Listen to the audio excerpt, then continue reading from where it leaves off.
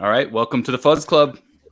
Today we're talking about one of my all-time favorite stoner rock albums by one of my all-time favorite stoner rock bands, Lowrider. We're talking about Ode to I.O. So before we get rolling, let's do some quick intros. What's up, guys? Ryan? I'm Ryan from High Desert Queen and Lick of My Spoon Productions. Hey everyone, Pat from Monster Riff, where you can find all of your stoner rock news, including a very old review of this album from 2020 before I was consistently reviewing albums and I had no idea what I was doing. So apologies if you stumble across it. I did stumble across it. We're going to talk about some of it because it actually helped me in some of my my research here. So yeah, I think it was good. Jadd? Are we calling 2020 very old? Because I have a really skewed sense of time. If that's Monster Riff only goes back to late 2019, so it's old for Monster Riff. Got it. Because I'm coming from a whole different notion of old. My name is Jadd. I run Blues Funeral Recordings and Magnetic Eye Records, and I sing in the band Blue Heron. Hey, I'm Blake from Aiwass. I Kris don't run a from record label. Aawks. Kris from Eddie Aawks. from Lords of the Opium Church and the Endless. Right on. Cool. So where to start with this album? It came out in 2000, and it came out on Meteor City, which, Jadd, I believe you know something about. Yeah, I started Meteor City in 1990, the end of 97, beginning of 1998, in the 1990s. Very nice. Yeah, and Lowrider was, I believe, the first band we ever signed. So tell us about that. What was it about that band that you decided to either sign them as your first band, or how did that happen, or was it the fact that they kind of sounded like Aiwass? Because we're going to get into that a little bit. I know that there was a lot of comparisons to Aiwass, and we'll kind of talk about that. So what was it that drew you to Lowrider and wanted to put this album out? All right, you're gonna have to at some point. You're gonna have to give me some sort of length limits here because I could just end up hijacking this whole thing to talk about the dawn of stoner rock for 2 hours. Well, so from my perspective, the whole stoner rock thing really kind of came together in the wake of Aiwass ending in 1995, and then the internet was kind of just coming up. Aiwass had just ended, and it turned out there were a lot of people who really liked that band and that sound and missed it, and the idea of just starting to find ways to connect with and communicate with other people around the world who shared that same kind of musical sensibility and that sense of loss a little bit of having lost that band before they really had a chance to kind of do what it felt like they had the potential to do, was an interesting way to have the internet become part of our lives. So right as I got out of college, I ended up with my best friend starting a web store dedicated to essentially music for people who wish there was more music from Aiwass. And so we were just kind of finding other bands who fulfilled that. And shortly after starting the online store, somebody suggested the idea that we should put out a compilation of bands kind of in this new burgeoning style. And so we put out a call for demos and submissions. And Lowrider was one of the ones we received, and they sent in a 2-song demo, and one of the songs was their early demo version of Texas Part 1 and 2, and it was just immediate and instant. I mean, we weren't looking for bands who sounded like Aiwass. We were just digging music that kind of had a little bit of that feel, and we weren't even sure exactly what that was yet. Nobody had entirely accepted this term stoner rock yet. It was coming into being, but it wasn't widely loved, especially by a lot of the bands who got branded with it. But, you knew there was a thing that was different than classic heavy metal, and it was a little bit like grunge, but less polished, and it had elements of punk, and it had elements of heavy rock, like radio rock, but not corporate and not radio. And so there were a lot of bands making music that satisfied that, but not a lot of bands who were channeling that groove that felt like the desert that Aiwass really captured. And Lowrider, along with Dozer, were really the first two that felt like, oh, okay, they somehow are getting it. And it was bizarre that they were both from Sweden. Like, how do two bands from Sweden lock in so perfectly to that vibe and that groove and that sensibility when they know nothing about the desert. Right. Yeah, I was gonna ask you about like how well do you know the guys in Lowrider at this period? Because like where does that inspiration come from being in Sweden? And where did they get this idea to have this band like Lowrider at that time? They were Kaya's fans. We didn't meet, but we connected because there was if you can imagine the early internet when it felt like there was about 35 websites, somebody had built a website for Kaya's fans. And one of the pages on this super clunky website was a little place where you like, if you were a super fan of Kaya's, you could put your name and your email address and list your collection of Kaya stuff that you had, like of, which rare singles and 7-inches and stuff. There were like 8 people on this list. And I think I got added to the list right as I was finishing college. I was like the 9th guy on the list. And on that list was like Tommy from Dozer, his brother Chemo, who was in Demon Cleaner, their buddy Martin, who was in Demon Cleaner, Peter from Lowrider. I mean, it was like all those guys. So we kind of connected. I mean, my first exchange with any of those guys was I was trying to trade this Kaya 7-inch that I found in a local record store in St. Pete, Florida, for a bunch of other Kaya stuff that I hadn't been able to find yet. I think I don't even remember which one of those guys had it, but that was our first interaction before I had a label or a store, and before they really had a developed band. So we were all just Kaya's fans. And for me, it kind of took this sort of entrepreneurial business direction, and for them, it took a musical direction. Again, I don't think they were trying to copy Kaya's. I just think they loved Kaya's and it made them want to start a band. That I'm sure people are sick of that anecdote about Velvet Underground that, they only sold 1,000 records, but everybody who listened to them started a band. It felt like Kaya's had that same influence. They didn't have a ton of fans. They certainly weren't household names, even though they managed to do a few things before they broke up. But they inspired a lot of people to want to pick up instruments and start bands kind of in that style. I always thought that comparison, because they especially Lowrider, especially this album, it felt like a lot of people brought up a comparison to Kaya's. And I was like, for one thing, it was 5 years after Kaya's broke up. There's lots of things that are very different than Kaya's, in my opinion. But also, like, from someone that didn't grow up listening to Kaya's, I kind of came into it retroactively and kind of discovered Lowrider around the same time. I was like, who cares? Like, I'm glad that there's someone doing Kaya's type music, because if Kaya's is broken up for 5 years at this point, like, that sounds awesome to me. Sure.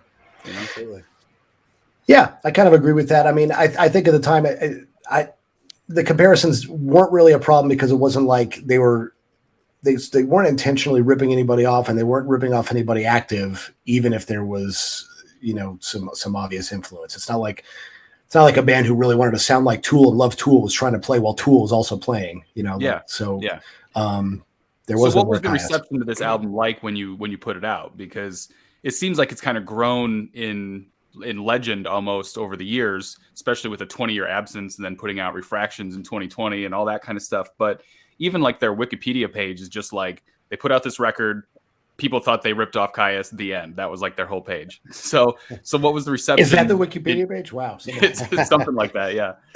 So what was the reception like in your mind as you put this record out? No, I mean, the reception was pretty massive. I mean, they had the one song on the first compilation we did. Folks loved that and went crazy for that. So we invited them to do a split with Nebula.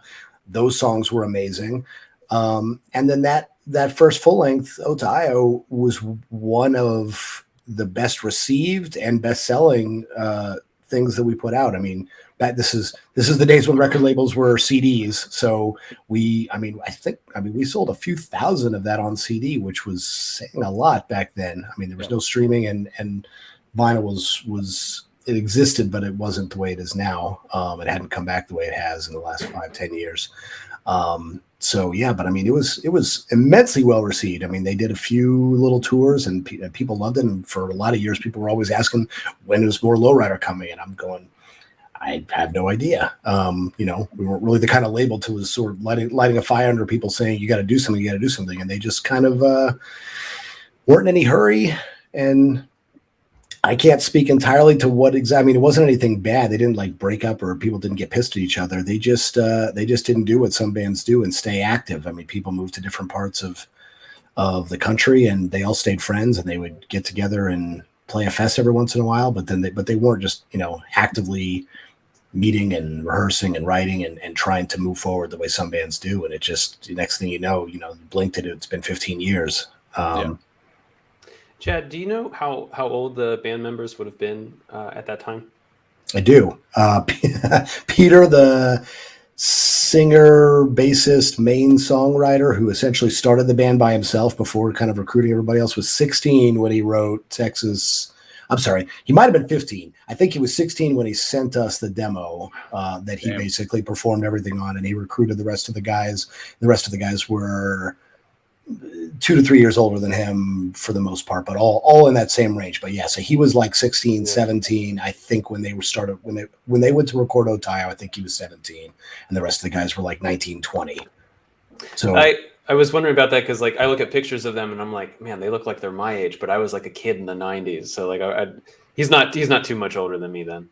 They were real, actual kids in him, especially when they were doing that. I mean, it's astonishing.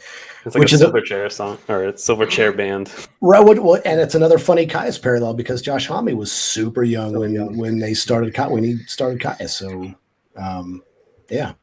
And I think that's probably a good reason, or not I'd say good reason, a reason why it took so long for them to do something else, right? Life kind of happens at that age, right? As a little older than that, and I think it was kind of funny. You said they were in no hurry. That's probably the understatement of the podcast there. And it took 20 years for another record, but they, I've talked to the guys as well, and they were just kind of like, they weren't in a hurry, but they were just, life kind of happened. They all went different directions, and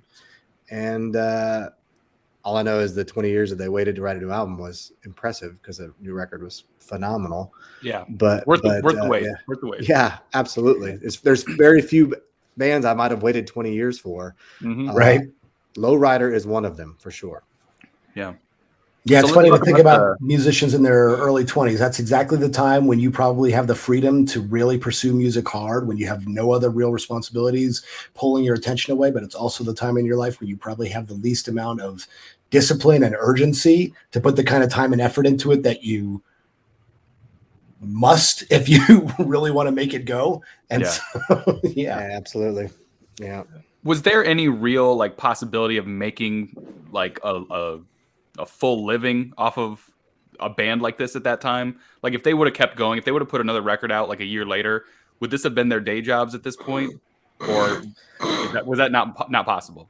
I mean, that's hard for me to speak to. I'm trying to think of a close parallel because Dozer came out around the same time, and Dozer hit it a lot harder than they did. Dozer put out, they were much more prolific. They were touring. They were leveling up in terms of the size of fests and so forth, and tours that they were doing.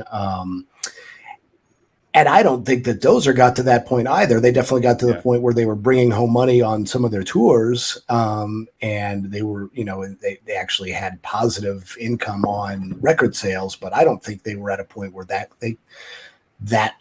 would have been able to become all that they were doing, even when they hung it up for a while. Truck Fighters might be the next closest thing, and even they had to sort of diversify, right? They basically were putting out records, doing tours, running a label, booking, and I honestly don't know if the Truck Fighters guys have other gigs. If they do, they must not sleep then. So with all the other stuff that they've just got going on, but it's, I mean, except for being one of those rare bands where you somehow get to that level on a live capacity where you're making so much money and you're touring constantly. I mean, they would have had to do that, I think, for that to be possible. So let's talk about the actual album itself. To me, like I said, this album is it's like a top 5 for me. If someone asked me what should they listen to getting into stoner rock, this is definitely one of the first things I mention.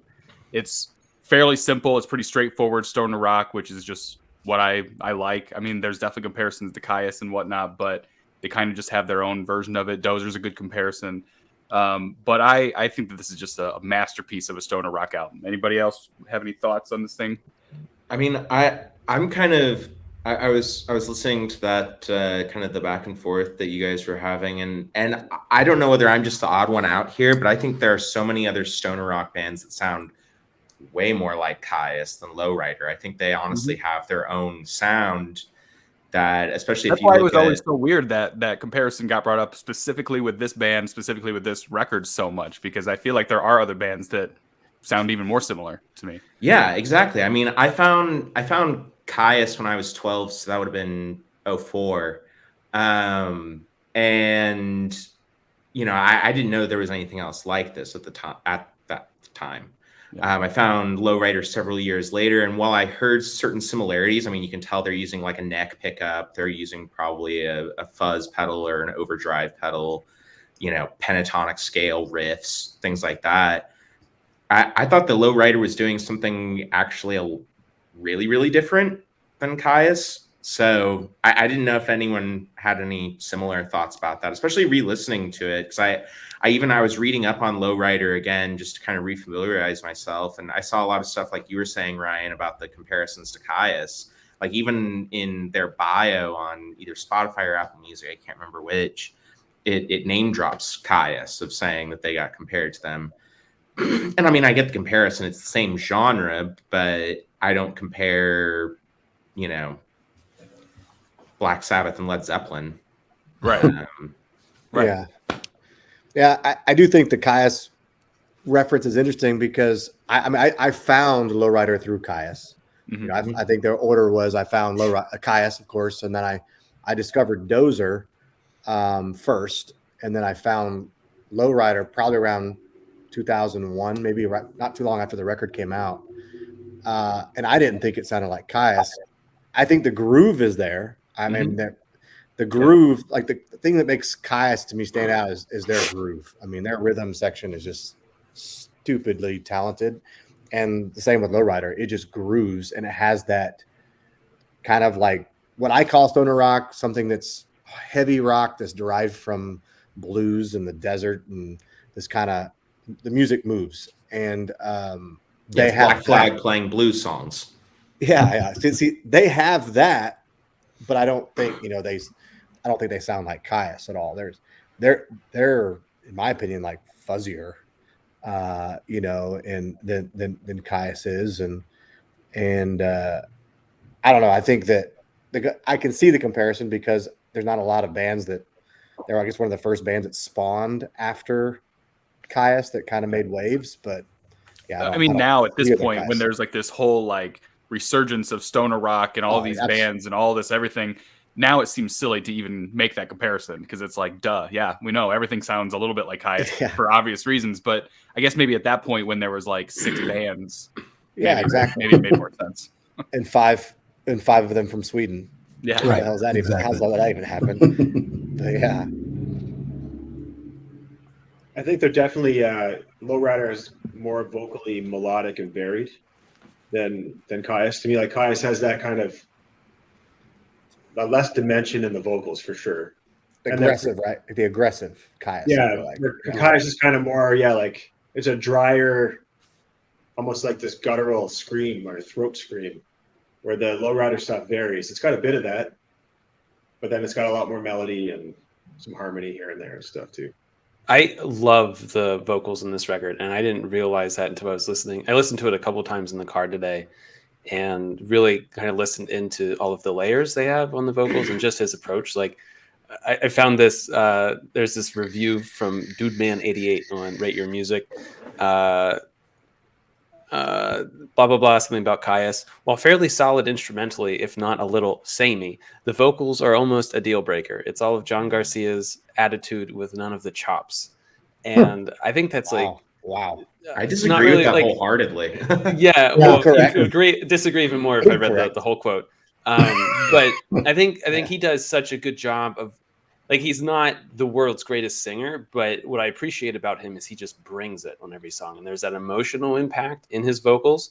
And like, I don't care if he can't hit a note. Like I feel moved when he sings and I kind of feel his energy. And that's what a good vocalist does beyond like melody and stuff like that.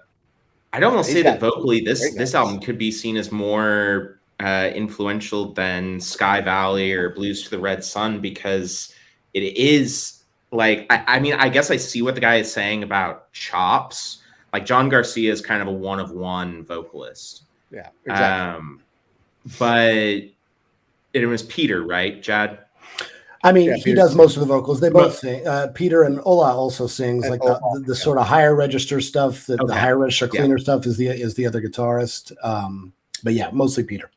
Okay, so his vocals are, in my opinion, a little more approachable as a musician. Like I can understand clearly what he's doing there with, you know, like his throat and things like that, and where he's singing from and everything. John Garcia is just this kind of unattainable leprechaun that you can't really catch. But I think that in a way, Peter's vocals, you know, 2000, you know, we're talking about 22, almost 23 years ago now. You know, like I would say in a way they might be more influential to a lot of people in the stoner rock scene than John Garcia's vocals. Because you don't really, if you see someone trying to attempt John Garcia, they sound like an idiot. Yeah, it's true. It's just one of those voices. It's like you don't try and do Robert Plant unless you're Chris Cornell. Sure. And you don't do John Garcia in our world. Because you're just going to fall short. Yeah, fall you're short, just and going to sound everyone like someone knows- trying to be that. Exactly. Everyone knows you're trying to do that as opposed to being original. Exactly. You're right. And Peter was not trying to do John Garcia. He was trying to do him. I think honestly his vocal style developed a lot over the years. I mean, it's very specific on this record, and then you can kind of hear a progression. He had another band in the like the 2010s called IR Droid, where he gets a lot more sort of it's a lot more like Josh Homme, actually, in terms of in terms of how he sings, and he's brought more of that into, since coming back to Lowrider, he's doing that more so. I mean, I think it was a sort of a progression for him finding his vocal style. But again, you're talking about when he was 17, 18, he had a certain range and he had a certain delivery that he was trying, but I don't think he was ever trying to do a John Garcia thing. So it's... Oh no. And I think that's why I give him credit, is he's not, to me. Yeah, I agree with at you. all like I he agree was. with you. Okay. Mm-hmm. There's a lot. And I don't agree with whoever wrote that ridiculous review. Yeah, Do you guys want his full reviews just so you can poop Oh, on it a little boy. bit more? Let's go for it. It was 2 out of 5 stars. Definitely listenable and on occasion rather enjoyable, but the mediocrity is almost too much to bear at times. At the time of its release and years following, this album was hailed as the best jam since Caius went their separate ways. Hardly. While fairly solid instrumentally, and if not a little samey, vocals are almost a deal breaker. It's all of John Garcia's attitude with none of the chops. While I wouldn't tell a stoner rock enthusiast to avoid this album, I definitely wouldn't recommend someone go out of their way to purchase this. That's actually what all of us probably do the opposite. Like, I I was gonna say this is definitely one of the first records that I mentioned, recommend to people. This is the gateway album, man. This is the This is a great gateway album of, like, when I'm trying to explain the genre that Hydrogen Queen plays. I'm like, check out a Lowrider record. Then everyone's like, oh, is it like a rap record or hip hop? Like, no. And I have to give them, like Odio or Refractions or something. In a way, I think it's more approachable than Caius. If I someone think is just so. I mean, you kind of love or hate John Garcia, I think, for Caius. And they do some weird stuff throughout Caius. Yeah. And they have some weird songs. Whereas this one is just like such a good overview of like what makes stoner rock great to me. It's good. Like if I'm talking to someone who mostly listens to pop music and they're like, what stoner rock band should I check out? I'm not going to fucking recommend Caius. No, me neither. No. Yeah, I agree. Yeah, the first time I So heard what are this- the high points on this record in your guys' opinions? What are some of the best moments of it that makes it so special? And the opener is incredible. Yeah, There's That that initial riff. riff. It grabs That you right riff. away. Yeah. That's a phenomenal riff. It's fun to play. It is. Yeah, it's Yeah, really it's groovy and fun to catchy. play. It's just it's fun music, pretty much. I think for me, it's all about those killer tones. Like the bass tone is phenomenal. Mm. And that break in Texas Part 1 and 2, like in the middle of the song. Mm-hmm. Oh, I love it, man. So I fully, like, full disclosure here, I heard the album a few times over the years, but never really dug into it until we are doing this review now. And every time there would be a bass break, I'd be like, fucking hell, man, that bass tone is just so wicked. And the same with the guitar tones. I love all the tones on this record. And as much as I dig the songs, I love the playing and those like solo bits and just the little like riffs and stuff are just fucking killer. Like, you're hard pressed to find a weakness on this record. Oh, That was going to be my next question. Are there any low points in this album? Hard pressed to find one of those. I don't think there's necessarily a low point, but I think there's like a dividing line in terms of the record. Yeah, and that line is Sun Devil, which is probably the only song that I skip. Yeah, I feel like it's literally. I mean, you can listen to it as a full album, but I hear two separate albums before Sun Devil and after Sun Devil. Yep. Yeah. And for me, the second half of a song. I wish they had like actually. I was waiting for that to go into full on distortion, and here comes the song. But yeah, it's just like Well, he did on Refractions, and you know why he did it? Because we got into a conversation. He and I got into a conversation. Sorry to get sidetracked, but I find this funny and remarkable, and I've never actually been able to tell anybody this. That I don't remember how it came up. He was still trying to decide what they were fleshing out songs for Refractions, and he mentioned Sun Devil, and I essentially said what I just said to you guys, which is, I don't know, man. It's like the only song that I skip on that record. And it was almost like oh yeah, I'll fucking show you. And he turned that into a real song that became a song that's worth listening to now on Refractions. And I'm just, all right, Jesus Christ, man. I wasn't daring you. Challenge accepted. Yeah, right. I was like, all right. I'm just saying that happens to be the only tune that I skip on the old record. But yeah. So I think Sun Devil, I don't skip it when I listen to this record because it's the bridge song for one. Like I know that because Saguaro is my favorite song on the album, and I know that's coming out, a couple songs after that. But it's also I think I've mentioned this on a couple of different pods that we've done of it's very much in the Black Sabbath vein of things, of having like a lighter touch, an acoustic song, things like that. Do I love Sun Devil? No, not at all. I much prefer what's on Refractions, but I think that it's an important piece in terms of, and I'm not sure how this works on the LP, but it feels like that's almost the end of LP1 before you go to side C, or because I think this is a two LP album. It is, but although I don't actually remember, it's been so long since I pulled out the vinyl that I don't remember where Sun Devil sits. Okay. Yeah, I mean, to me, it almost sounds like the end of side B before you take out the next vinyl for side C. It's right in the middle track-wise. Yeah. I don't hear necessarily two separate albums, but I hear two separate movements, almost kind of like, I think that's how they describe it in like classical music or jazz or something like that. Sure. Because then they have Texas Part 1 and Part 2, which is literally a song with movements in it, and yes. And I know Jadd mentioned it, but I loved when I got a chance to talk to Peter about how, because I was trying to get him to come to Ripple Fest, Texas, and they're still very interested, but they were like, if there's a place we're going to play in the States, it'll be Texas, because our first song we ever wrote was Texas Part 1 and Part 2. And so for me, it has, being from Texas and of course having that conversation, that song on this album has a soft spot for me for sure. There's so many songs from across the record. I mean, again, obviously, you know that I'm biased, but I have released things over the years that I don't go back and listen to over and over again. Unfortunately, more than a few, but this is not one of them. I mean, this, like, I never get tired of it. I never get tired of Convoy 5. I never get tired of Caravan. I never get tired of Dust Settler. I never get tired of Saguaro. It might just be like a mood thing. Which one do I want to put on? But I mean, like, and they're so singable, and they're not just singable vocally. Like, you sing the vocals, you sing the riffs too. The riffs are just such incredible, just earwig hooks that you just, I mean, I sing along with the song Ode to Io, which is an instrumental, and I'm fucking singing it because it's just so enrapturing, and and that groove just gets going and it rolls. Oh man, I'm gonna listen to that when we get off the phone. I was listening to it while I worked out this morning. So. Pat, do you remember any of the details about what Ode to Io really means? or Jadd, do you know? Because I didn't know, and I was just about ready to start looking into it a little bit when I saw your review, and you kind of explore it a little bit. Yeah, I have theories, but Jadd, if you know, you'd be better at taking point. I don't think we've ever talked about it. I mean, what is it? It's a moon of Jupiter?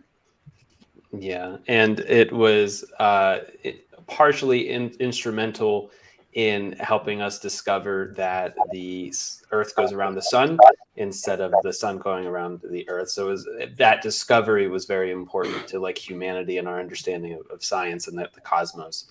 I don't know if that was it. There was also Io is a character in like Greek mythology, and there's some weird rapiness with like Zeus going on, and it's a really weird Greek mythology story. I mentioned to a cow at some point, I think. Yeah, and there's like a fly sent to like bother her and stuff, and then Zeus comes back, and I like to think that it was like it's more related to like the discovery of that moon versus like some weird story from mythology. I think it is only because when he was working on some of the Refraction songs, I jokingly suggested that one of the songs should be called Ode to Ganymede, which is it was a moon of Saturn, if I'm right. And he like he was like, great. I know one of the songs called Ode to Ganymede. So evidently it's more about the celestial bodies than about the mythological references. Good to know. Which is cool. Yeah. Is there anything else that we want to say about this album? I wanted to say that I love Sun Devil, and I'm the odd man out on that. Jadd, I appreciate your story about it on Refractions, because what I understand is it's a little bit similar on Ode to Io in that like they had it as they were like in the studio and they didn't know what to do with it, and so they were just like, let's just throw it in there. And I think its placement is good. I love it because I just love that riff, and I think it's so infectious, and it's a little bit of a love-hate because I really wanted them to plug that in. I wanted that explosion, Ryan, that you kind of talked about, but that comes on Refractions, and I was so happy, like opening up Refractions for the first time and seeing it in there. I was like a kid on Christmas. Yeah, I can't say. I mean, I shouldn't say that I know exactly that was that was like the impetus behind him doing it. I just know that he was trying to figure out what Refractions should be, like what combination of kind of brand new stuff, songs that they had started but never finished as a band, and which older songs that they wanted to revisit. And so all I know is that was a conversation we had where he brought it up, and I was probably less enthusiastic about that particular, like him mentioning that song specifically. And next thing I know, it was no longer a hypothetical. That song was on the fucking records.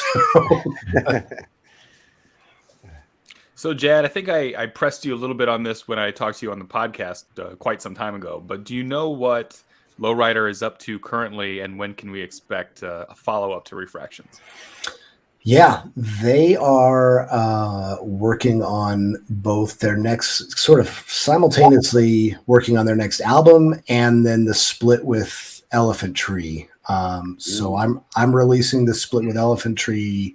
That'll be next. But Peter is committed to it not being nearly as long before there's more new music, and including another full-length album as there was last time. So I know, he's the main writer in the band, but, they also, like, I think he brings a lot of songs to the band, some fully fleshed out, some in chunks, and then they kind of work through them and adapt them and adjust them together. But he's of course the driving force.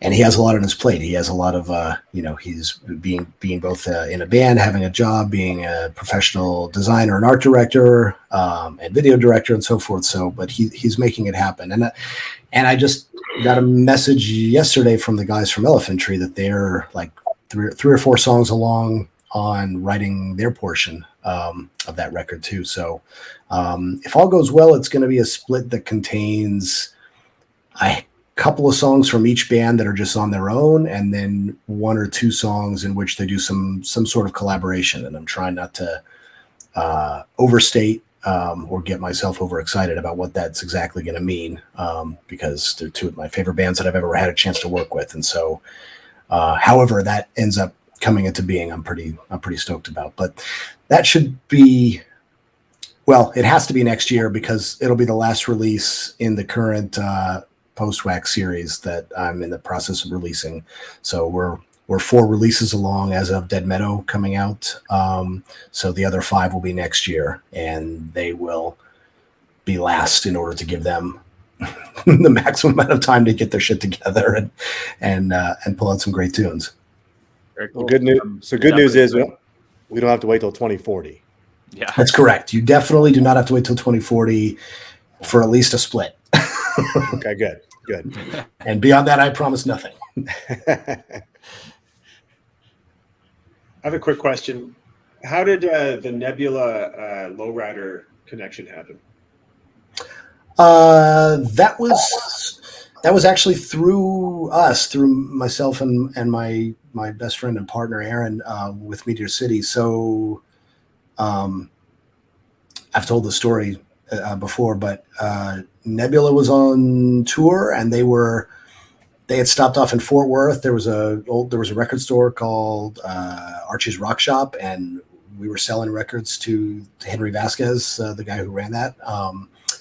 They stopped and they were talking to him about how they were headed up to go record, and they weren't recording for a label, and they didn't really know what they were going to do with it. And Henry picked up the phone and called us and said, "Hey, the Nebula guys are in our shop. They want to talk to you." I'm like, "All right, I've never talked to Nebula." Put one of the dudes on the phone, and they said, "Yeah, we're on our way to Seattle to make a record with Jack and Dino. We don't really know how we're going to pay for it or what we're going to do with it." And I was like, "Tell me where to send a check." And so they went up and tracked 4 songs with Jack, and we got those. And it was kind of like, all right, do we just release an EP or do we pair them with another band? 4 songs feels like a nice album side. And that's when, Welcome to Meteor City had been out for a little while and had gotten to a point where it was like, okay, this is people are digging this. We should do more. We should ask Lowrider for more music. And so if I remember right, I think, myself and my friend at the time, we actually were on a trip to Europe. We actually went to Europe and we went to the Welcome to Meteor City unofficial release party in Sweden. So Dozer, Lowrider, these other 2 bands, Demon Cleaner and Sparzanza, all of whom had songs on the Welcome to Meteor City comp, were all playing. And so we basically spent one night in some little town in the middle of Sweden where it was dark for 3 hours and the sun came back up at 3:30 in the morning. And Peter sent us out with a cassette of like the demos for these songs, and we listened to them on the train heading back to Europe, and it was just like, oh my God, it's so good. That was Lama Neshma and Chivalry and The Gnome, the Serpent, the Sun, and Upon the Dune. And it was like, why don't we just put this together with that Nebula stuff and make that the release?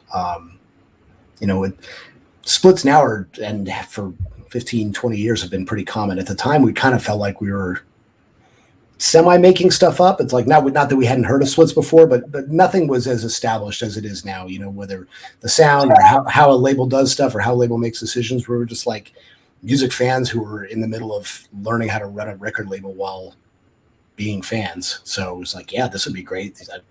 I love this. I love these 4 songs. I love these 4 songs. Why don't we turn that into a record? And that was that. Yeah, and I bought it. Right away. It was one of my prized finds when that came out. I remember. Yeah. Very cool. I actually listened to it today. I don't know that I knew it very well before this because I had heard the songs. They're on like the deluxe edition, right, on like Spotify and stuff. But I don't know that I ever listened to the split. So I listened to that today on YouTube. So yeah, now they're on the deluxe edition of Ode to Io. So basically now you buy Ode to Io and you get all that music as well. So it's essentially everything Lowrider did up to like in that point of their career. And a funny anecdote about that is when we were then later working with Wino in his band Spirit Caravan at the time to do an EP for us. I don't remember how, but he heard some Lowrider stuff and he was like, "Hey, maybe we could put this EP on a split with Lowrider." I'm like, "Oh, we just gave it to Nebula, so sorry, this will have to be your own EP," which turned out okay. But yeah. Wow. All right, that split's killer. Yeah, I agree. Final thoughts. It's like Ryan. It's one of my top. It's probably one of my top 5 records of all time because of what it did to me musically when I had been searching, ironically, for bands that sounded like Caius. Yeah. Even though they don't, in my opinion, and in a lot of our opinions, I discovered them, and that record was on repeat for a probably solid decade, and the big reason why I played the music I do. That's a huge influencer for sure. For me, it was a weird feeling, like discovering some of this stuff, because I discovered this album and Astro Queen's Into Submission around the same time, and I was like, wow, I think I just discovered this new like genre of music. And then turns out they were both completely dormant bands, and I was like, okay, this must just not exist anymore, you know. And turns out that was not correct, thankfully. But yeah, I mean, as the Doom guy on the podcast, you know, stoner rock is not as high on my love list as Doom generally is. But you know, when I'm listening to stoner rock, you know, Lowrider's kind of number 2 next to Caius, if we're going to call Caius stoner rock, or if there's just Caius is Caius. But you know, in terms of bands after Caius, this is, in my opinion, the best one.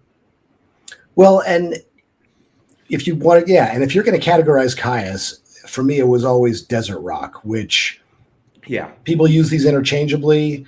And I feel like, you can kind of use them interchangeably, but really there's a distinction. There's a difference between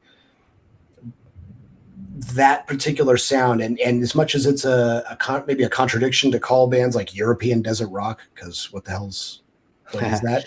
That's really what Lowrider cultivated, and what Truck Fighters and Dozer and, you know, countless other bands, but especially those couple right in those early years. It's like they channeled a vibe that feels like the desert. Now, I mean, it's possible that I associate Caius with like their sound as sounding like the desert because I know that that's where they're from, and so I've just spent decades cementing that connection in my mind. But to me, that is what it sounds like now. When I think of a record that sounds like driving through a wide open desert canyon, it's Sky Valley, and then it's Odio. Yeah, and they're just inextricable. Yeah, Lowrider's desert rock to me, but I know they're from Sweden, which is just so paradoxical. But that's a stoner. That's a desert rock and roll record for sure. Yeah. Cool. Let's wrap it up. Why don't everybody tell us what you're up to and what's next in the plans? Ryan, you want to lead things off? Cool. Speaking of Sweden, we play in Sweden at the Truck Fighters Fuzz Festival in 3 weeks from now with the likes of Dozer, right on, and of course Truck Fighters and Greenleaf and bands from that. So we are beyond excited to be a part of that. Yeah, cool. And it's going to be awesome. And we've announced things like Desert Fest London that we'll be playing at with some likes of a lot of other great bands, and we're going to be announcing a tour with somebody, you know. Can't announce it yet. We're over there, and then a lot of other shows for next year. It's going to be cool. There's always new stuff on Monster Riff. There's new content going up every week. So if you like stoner rock, if you like a little bit of doom, come read Monster Riff. Eddy, here's Kris is back, but Eddy, go for it. Yeah, Lords of Opium Church got a show coming up December 10th at the Starlight Room for a Christmas event called Yuletide Bonanza 5. And the Endless, we started jamming again after a couple of months and working on getting that album out there for next year. Right on. cool, man. Jadd? It's been kind of a whirlwind few months for Blues Funeral. We put out the Odoliths record a couple weeks ago, which has been getting a ton of praise. Great record. Fuck thanks. Yeah. Well, I mean, I knew how good it was. Again, obviously I'm biased, but I've been stoked to see the response from folks. That's always gratifying. You know what I mean? Like when you feel like you know how good something is, and so does seemingly a lot of other people. Yeah. So that's been great for them, just because they made just an amazing record and they deserve to have that thing heard. And then we have this Dead Metal record dropping at the beginning of December. And just looking ahead to my release schedule for 2023, which is going to be pretty insane. I mean, new Acid King, new Dozer, Jack Harlan and the Dead Crows, this Lowrider Elephant Tree split, a split with Resin. Well, not a split, a collaborative album between Resin and Venom Sabathi from Mexico. So yeah, pretty much a packed release schedule there. And then Magnetic Eye, the same thing. We just released Costa Casanova, their new album, and Ruby the Hatchet's new album. Those are both fucking insane. Really good. Just fantastic bands. and I've been stoked to see the response on those as well. Steppendoom comes out in just a couple weeks. That's the project that we have that's got the throat singing match with Doom guitarists like Matt Pike and Steve from Neurosis and stuff. And we were then just talking about that on the last After Hours, I think. Yeah, we were talking about that. It's very cool. I love it. yeah, it was so bizarre when that fell into my lap, but I'm really stoked that I got to be part of bringing that thing to the world. And then, and Magnetic Eye's release schedule. We don't have time on this podcast for me to go through everything that we're doing next year, but it's going to be a patch year for Magnetic Eye as well. And then Blue Heron's working on some stuff. We have a split coming next year as well with High Desert Queen that we're super excited about. So, as are we. Yeah, Awesome. Lots in the works. Blake? Not as many things as that in the works. So I've got a busy month ahead before I move back to Texas, back to kind of Ryan's neighborhood. Man, welcome back. Yeah, man. Looking forward to being back. Finishing up with mixing on the second album.